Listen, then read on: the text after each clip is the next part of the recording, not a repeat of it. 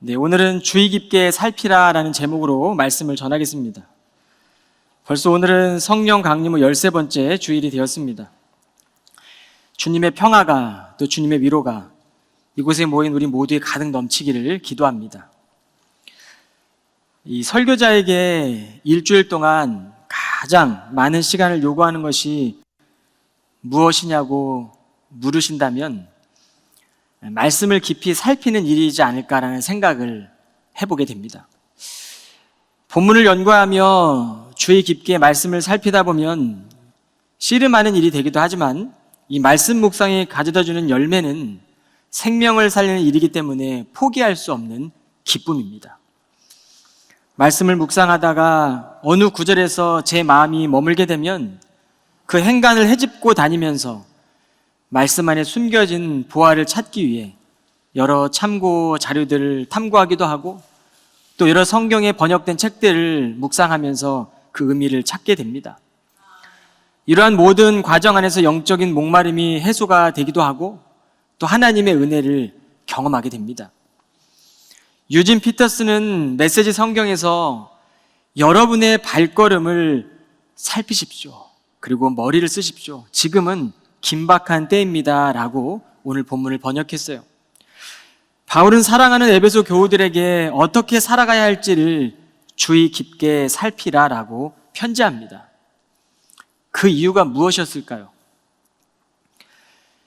여러분, 여기 계신 모든 사람들은 누구나가 다 사랑받는 존재로 지음받았습니다. 그래서 우리는 사랑을 받음으로 내가 살아있음의 존재감을 확인하게 되고 사랑을 함으로써 삶의 가치를 점검하게 됩니다. 우리는 하나님의 사랑을 깨닫게 될 때 비로소 하나님의 말씀을 더 깊고 더 묵상하게 되는 거죠. 말씀을 주의 깊게 살피는 일은 첫째는 지혜를 얻기 위함입니다. 15절에 보면 그러므로 여러분은 어떻게 살아가야 할지를 주의 깊게 살펴 어리석은 사람처럼 살아가지 말고 지혜로운 사람처럼 살아가십시오. 여러분이 지혜는 우리가 생각하는 이론적인 지식이 아닙니다. 성경에서 지혜는 하나님을 가리켜요. 우린 이 지혜의 말씀을 우리의 언어로 다 담아낼 수 없죠. 인간의 논리로 완벽하게 이해할 수도 없습니다.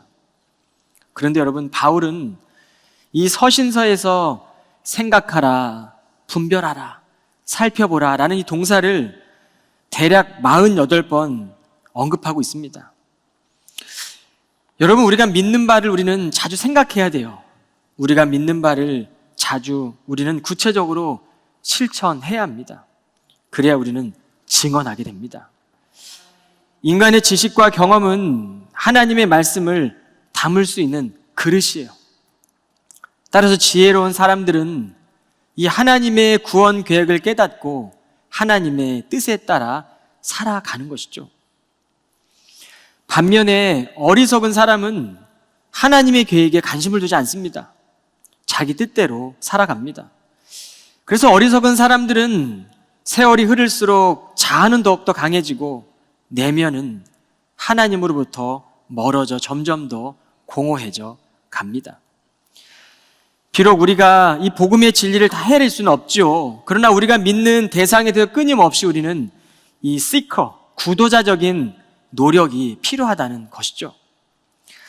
오늘 말씀해 보면 주의 깊게 살피라라는 단어가 블레페테라는 헬라어입니다. 그 뜻은요, 지속적으로 관심을 가지고 살펴보라는 의미예요. 살아가라라는 단어는 페리파테오인데 이 단어는 성도가 일생의 삶을 통해 태도를 정하고 걷고 행하고 살라라는 의미를 담고 있어요. 여러분, 우리가 이 하나님 말씀에 지속적으로 관심을 보이다 보면 이 하나님의 말씀이 힘이 있기 때문에 그 힘이 우리 안에 지녀지게 되죠. 그래서 지혜를 구하는 사람들의 마음을 통해 하나님은 일하시기 시작합니다. 우린 이 말씀에 순종할 힘을 주시는 그 하나님과 동행해야 되는 것이죠. 여러분, 근데 우리의 마음은요, 본능적인 끌림이 있어요. 죄의 유혹이기도 하고 내 경험이기도 하고 끊임없이 우리는 하나님의 말씀 앞에 나아갈 때마다 이 마음의 본능에 끌림이 있는데 이것을 거부해야 됩니다. 하나님의 사랑, 또 하나님의 그 지혜 안에서 모든 일을 협력하여 선을 이뤄 나갈 것이라는 바울의 말씀을 여러분 깊이 묵상하십시오. 여러분이 모든 일은 우리가 살면서 일어나게 되고 경험하게 되는 모든 것이잖아요. 하나님을 사랑하는 사람들에게 그러므로 우리 눈에는 재앙처럼 보이는 고난도, 내가 지금 겪고 있는 상한 감정까지도 결국에는 유익함으로, 선함으로 변화된다는 것을 우리는 믿는 사람들이에요. 오늘 바울은 이 본문의 2절, 9절에서 14절에 잠자는 자의 상태와 깨어 일어난 자의 상태를 서술하고 있습니다. 14절 보면 잠자는 자들아 깨어나라, 죽은 사람들 가운데서 일어나라, 그리스도께서 내게 빛을 환히 비추어 주실 것이다. 여러분, 영적으로 사람이 깨어나고 일어난다는 것은 성령께서 하시는 하나님의 신비입니다. 이것은 참으로 놀라운 일입니다.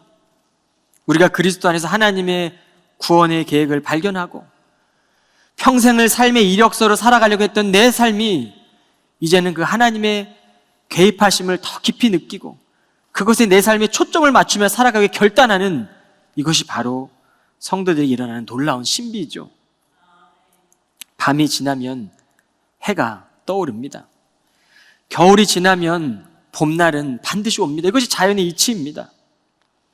하나님의 말씀은 죄의 욕망에 빠져 살던 우리를 치유하셨고 회복시켜 주시고 새 생명을 주셨어요.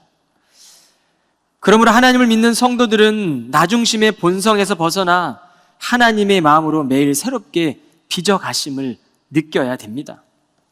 야고보 사도는 너희 중에 누구든지 지혜가 부족하거든 모든 사람에게 주시고 꾸짖지 아니하신 하나님께 구하라, 그리하면 주시리라 라고 말씀했어요. 여러분이 깊고도 풍성한 하나님의 지혜 담고 싶지 않습니까?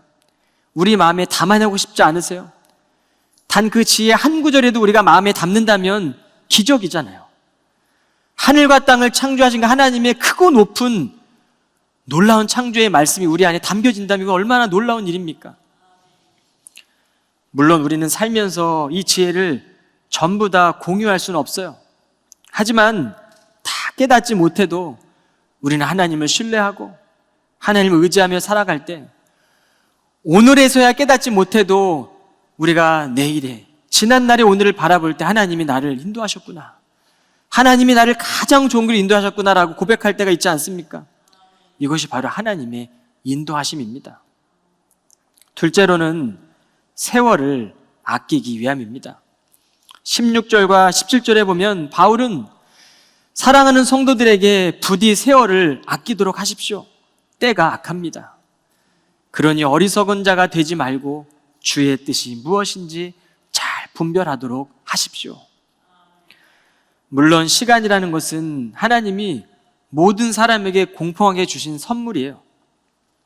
그런데 지혜로운 사람에게는 주어진 이 시간이 내 것이 아니라 하나님의 것임을 깨닫습니다. 그래서 지혜로운 사람은 일상 속에서 주님이 관심 있는 곳에 내 마음을 두고 주님의 마음을 더 깊이 알고자 하는 태도로 살아갈 수밖에 없는 거예요. 세월을 아낀다는 것은 우리가 돈을 아끼고 시간을 아끼는 차원의 것만이 아닙니다. 세월을 아끼라라고 말하는 것은 하나님이 자신의 아들을 우리에게 주셨고 우리를 악한 자의 손에서 건져내신 것을 바로 믿는 것이 바로 세월을 아끼는 거잖아요. 하나님이 자신의 아들의 생명을 지불하시면서까지 우리의 세월을 구입했다면 새 사람을 입은 성도들의 삶은 그 믿음 지닐 때 이전과의 삶과는 달라지지 않겠습니까? 우리가 살아가는 이 시대는 급격히 변화하는 과정 속에 있습니다. 오늘날 시대를 탈종교화, 세속화 시대라고 말해요. 이 탈종교화 시대는 종교의 필요성을 느끼지 못하는 겁니다. 이제는 종교에서 말하고 있는 신들이 의지의 대상이 되지 않는 시대가 온 거예요. 세속화라는 것은 하나님이 계셔야 될 그 자리에 이제는 과학과 기술 문명과 우리의 이성과 경험이 그 자리를 차지하고 있다는 거예요. 우리는 지금 그런 시대를 살아가고 있습니다. 이러한 변화하는 과정 가운데 우리가 세속적 가치에 휘둘릴 가능성이 있지 않겠습니까? 여러 분야 속에 둘러싸여 살아가지만 우리가 정말로 이 세월을 아끼는 삶을 살지 않는다면 우리는 세상에 길들여지는 삶을 살게 될 거예요. 이것은 대단히 위험성이 있는 것입니다. 때가 악하기 때문이에요. 2000년 전에 바울이 때가 악하다고 했던 그때만 악한 것이 아니라 오늘날은 더 악해졌어요. 그러니까 우리가 세월을 아껴야 되죠. 그때나 지금이나 우리를 구원하신 예수 그리스도께서 내 세월을, 내 시간을, 내 생명을, 내 마음을 사셨구나. 이제 내 것은, 내 시간은, 내 마음은 주께 있지 라고 고백하며 그 믿음 점검하며 살아갈 때 세월을 아끼는 자가 되는 것이죠. 여러분, 인간의 마음은 스펀지처럼 흡수성이 있어요. 그래서 우리의 마음들은 죄를 기가 막히게 흡수합니다. 죄에 오염되기도 하고 죄에 대해 무뎌지기도 해요. 그런데 이 세월을 아끼는 성도들은 그리스도께서 날마다 새 마음을 주시는 거예요. 말씀을 묵상할 때마다 그 말씀대로 살려고 노력하고 그 말씀이 내 삶에 빛이 되어지고 등대가 되어지기 때문에 우리는 그 말씀이 우리 안에 들어오게 되는 거죠. 주님이 포도나무 비유에서 말씀하시잖아요. 나는 포도나무야. 너희는 가지라. 그가 내 안에 있고 내가 그 안에 있으면 사람이 열매를 많이 맺을 것이다. 나를 떠나서는 너희가 아무것도 할 수 없다. 우리의 시간도, 우리의 마음도, 우리의 물질도 나를 떠나서는 아무것도 할 수 없다는 겁니다. 물론 할 수 있죠. 주님의 뜻대로 할 수 없다는 얘기죠. 세월을 아낄 수 없다는 얘기입니다. 여러분, 포도나무에 붙어있는 가지를 보신 적이 있으십니까?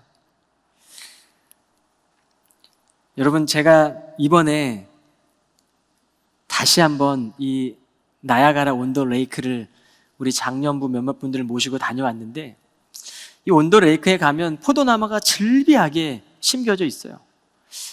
포도나무를 다시 보았습니다. 자세히 보았습니다. 그런데 포도나무에 붙어있는 가지는요, 생명이 그 주님께 달려있고 주님의 은혜와 사랑으로 열매를 맺고 있게 돼요. 여러분, 이 포도나무에 붙어있는 줄기는 비록 얇아 보일지라도 주님의 능력으로 강력하게 지탱이 됩니다. 믿음의 성도들은 하나님과 어떻게 연결되어 있는지를 반드시 점검해야 돼요.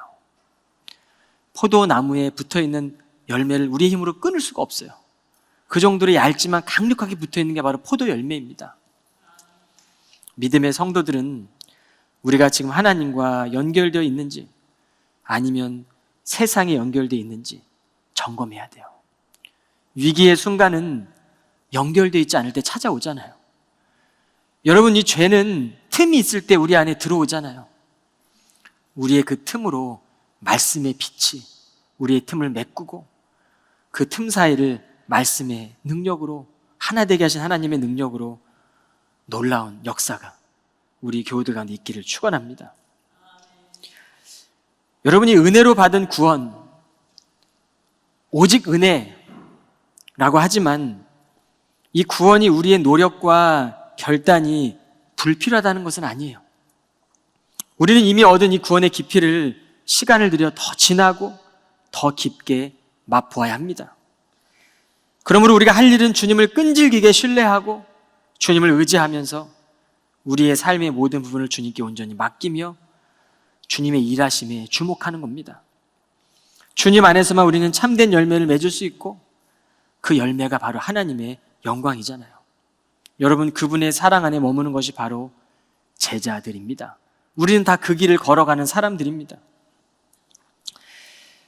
벌써 아주 오래된 기억인데 말씀을 준비하며 제가 대학교 1학년 때, 외모로 보면 한두 해 정도 전인 것 같지만 아주 오래된 20여 년이 넘는 그런 시간들인데, 대학교 1학년 때 제가 한 카페에서 욥기서 1장을 읽었던 기억이 말씀을 준비하며 생각이 났습니다. 여전히 강하게 제 마음에 머무르고 있던 교훈이었어요. 마음을 지키는 것에 대한 깨달음이었는데 생명의 근원이 마음에 있음을 욥기를 묵상할 때 주셨어요. 욥은 하나님이 보시기에 참 의로운 사람이었습니다. 그는 많은 재산을 소유했던 부자였고 그에게는 10명의 자녀가 있었어요.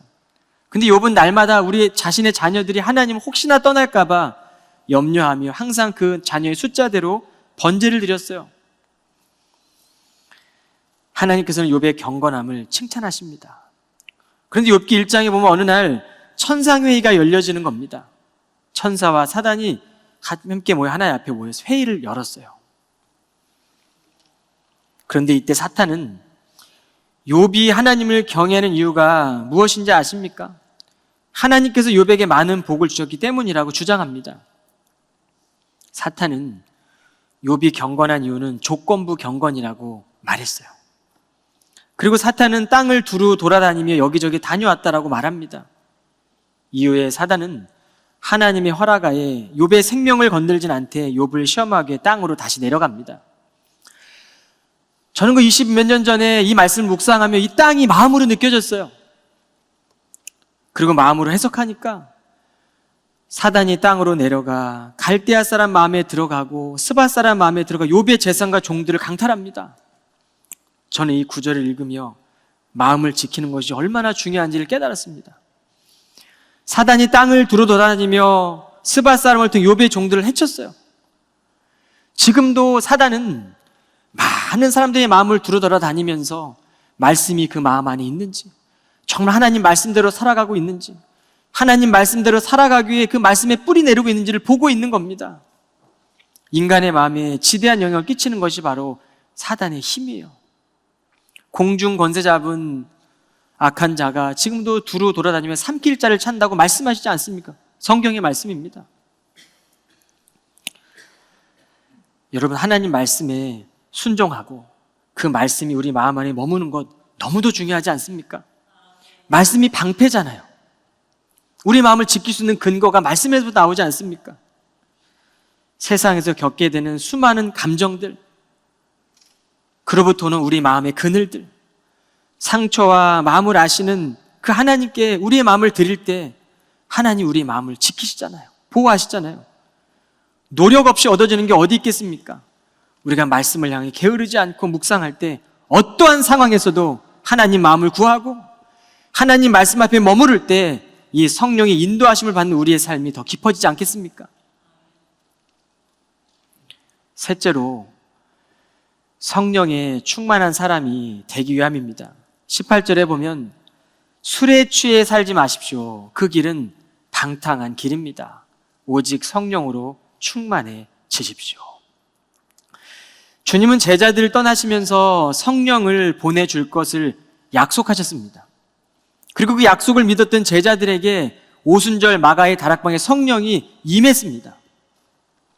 그 성령은요, 제자들의 기도를 도왔고 말씀을 묵상할 때마다 그 말씀을 깨달을 수 있도록 인도하셨고 가르쳐 주셨고 그들 마음 안에 없던 힘도 주어주시고 그들 마음 안에 없던 생각도 넣으셨어요.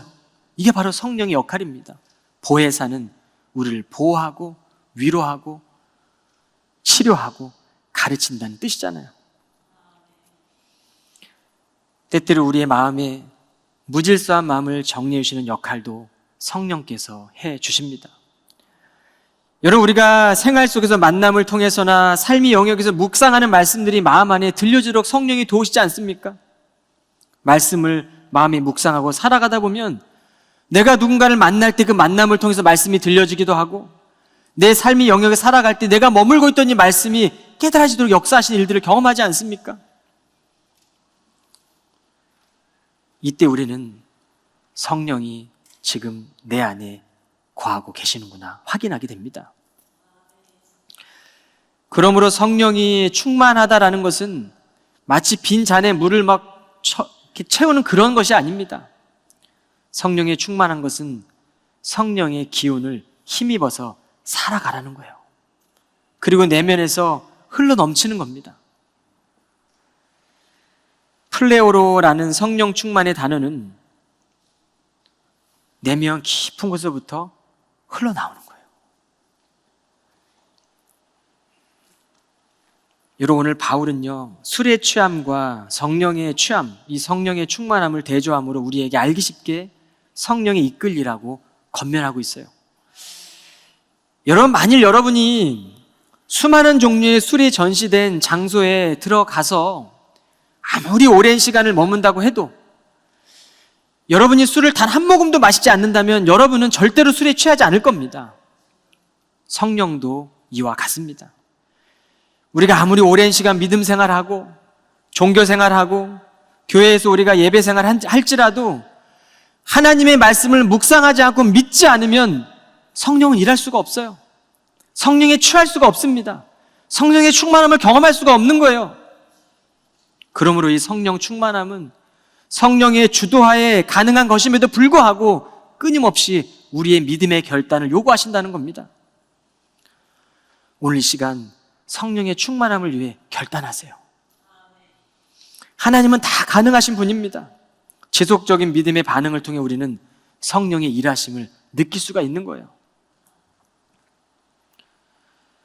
당시 이 편지를 보냈던 로마 사회는 바카스라는 술의 신이 굉장히 유명했습니다.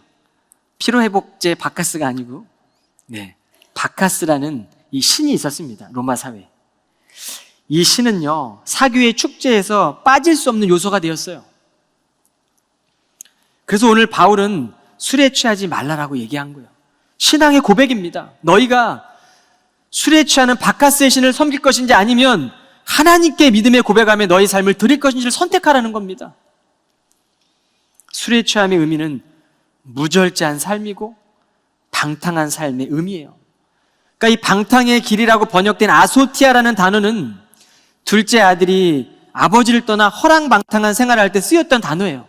동일한 단어가 쓰여집니다. 그러니까 술에 취한다는 것은 하나님을 떠나서 내 뜻대로 사는 무절제한 삶, 내가 주인 되어 살아가는 방탕한 삶을 가리켜 바로 술에 취함을 우리가 해석할 수 있게 되죠. 반면에 성령에 충만한 사람은 하나님의 말씀에 순종함으로 성령의 열매를 맺어가는 그 삶이 바로 성령에 충만한 삶인 겁니다.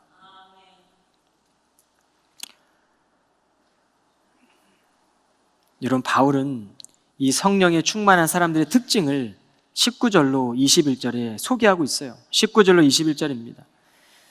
시와 찬송과 거룩한 노래를 부르고 마음속에서 우러난 노래를 주께 불러 들으십시오. 모든 일에 항상 우리 주 예수 그리스도의 이름으로 하나님 아버지께 감사를 드리십시오. 그리스도를 경외하는 마음으로 서로 순종하십시오. 성령에 충만한 사람들의 첫 번째 특징은 시와 찬송과 노래를 부르게 된대요. 이 시는요, 시편의 노래를 말하는 겁니다. 우리가 시편의 말씀 묵상하다 보면 다 기도시잖아요. 성령에 충만한 사람은 기도가 나오는 겁니다. 노래가 나오고 찬양이 나오고 내 마음으로부터 시편의 고백이 흘러나오게 되는 게 바로 성령 충만한 자의 특징이에요.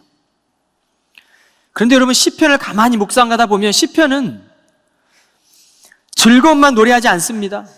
하나님을 찬양하며 시편의 기자들은 현실 속에서 만났던 두려움의 외침을 노래하죠. 삶의 거친 탄식을 노래하고 있어요. 자신의 감정을 숨김없이 솔직하게 하나님께 드리고 있는 게 바로 시편입니다. 그러므로 이 시는 하나님께 우리의 마음을 쏟아내는 거예요.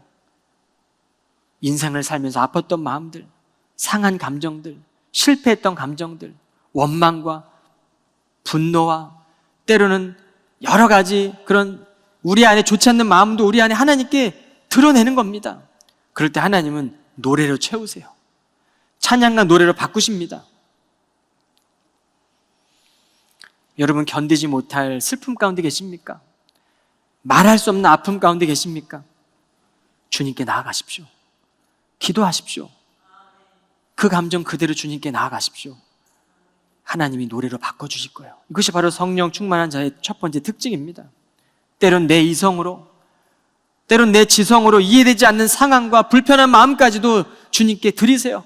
내려놓으세요. 관계의 어려움, 삶의 무거운 짐, 이 모든 것들이 하나님과 가까워지는 기회가 된다고 믿으십시오. 두 번째 특징은 모든 일에 하나님께 감사를 드린다는 겁니다. 여러분이 말씀 묵상할 때 생각나는 구절 있지 않습니까? 항상 기뻐하라. 쉬지 말고 기도하라. 범사에 감사하라.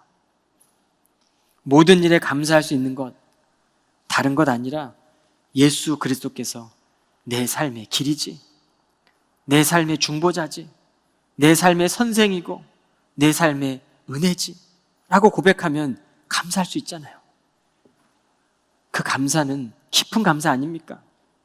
불행 중 감사하고 가시도 감사할 수 있고, 이것을 바울은 옥중에서 그 감사를 사랑했던 에베소 교인들에게 부탁하고 있는 겁니다. 죄로 인해 하나님과 멀어진 관계가 그리스도 안에서 회복이 되었으니 이제는 회복된 삶에 나타나는 그 감사, 모든 환경 안에서 그리스도인으로 살아갈 때 주실 수 있는 이 감사의 태도로 살아가라고 권면하는 거예요. 여러분이 감사의 삶은 바울의 삶 속에 잘 드러나고 있어요. 마지막으로 성령 충만함의 또 다른 특징은 그리스도를 경외하는 마음으로 서로에게 순종하는 겁니다. 서로가 순종하는데 그리스도를 경외하는 마음으로 순종하래요. 여러분, 우리가 서로를 순종하고 또 존중할 수 있는 근거가 무엇입니까? 서로 다르면 어렵잖아요, 우리 마음이. 그럼에도 불구하고 우리가 존중하고 순종할 수 있는 바로 그 근거가 예수님을 경외하는 마음에서 비롯된다라고 바울이 권면하고 있어요. 바로 이 경외심이 우리에게 좀 멀리 있던 이웃을 사랑할 수 있게 되고, 우리 교회와 다른 세속화되어 가고 있고 탈종교화 되어 가고 있는 이 세상까지도 우리가 품을 수 있는 것 아니겠습니까? 이처럼 성령은 우리의 삶의 주인이 되어 우리를 하나님의 뜻에 맞게 이끌어 주세요. 이게 바로 성령의 역할입니다. 여러분, 우리의 삶 속에 역사하시는 하나님을 기대하는 한 주가 되시기를 바랍니다. 작지만, 아주 작지만 보이지도 않는 겨자씨만한 그 작은 믿음을 우리가 결단의 자리에서 주님께 올려드릴 때 하나님이 그 작은 믿음을 통해 일하기 시작하세요. 내 눈에 보이지 않지만 그 믿음 가지고 우리가 기대함으로 나아갈 때 성령의 일하심을 통해 우리의 교회는 하나님의 놀라운 일들을 경험하는 교회가 될 거예요. 이것이 바로 믿음의 성도들이 해야 될 일들입니다. 여러분, 지금 여러분의 삶의 이력서를 더 만들어내게 살아가고 계십니까? 성도는 하나님이 내 삶에 개입하고 계시는구나, 그 하나님의 개입하심에 초점을 들이며 끊임없이 그 초점에 0점을 조준하며 우리가 그 하나님의 일을 구하고 기대함으로 나아갈 때 지금은 보이지 않지만 그 뜻을 구하는 자들을 통해 하나님 우리의 마음과 생각을 하나로 모아주시고 성령의 충만함을 통해 삶의 예배와 또 하나님께 감사와 찬양을 올려드리는 그런 놀라운 삶이 교회와 또 세상과 또 여러분이 있는 일터의 현장 가운데 펼쳐지게 되는 것입니다. 한 주간 살아가면서 오늘 이 세 가지를 기억하며 주님 앞에 쓰임받는 주님의 믿음의 성도들 다 되시기를 주님의 이름으로 축원합니다. 기도하겠습니다. 참 좋으신 하나님, 어리석은 자의 삶이 아니라 지혜로운 자의 삶을 살기 원합니다. 하나님의 말씀을 주의 깊게 살피기를 원합니다. 세월을 아끼게 하시고 성령의 충만함을 더하여 주옵소서. 우리의 마음과 생각을 하나로 모아주시고 서로를 이해하고 사랑할 수 있는 크신 은혜를 더하여 주옵소서. 예수 그리스도의 이름으로 기도하옵나이다. 아멘.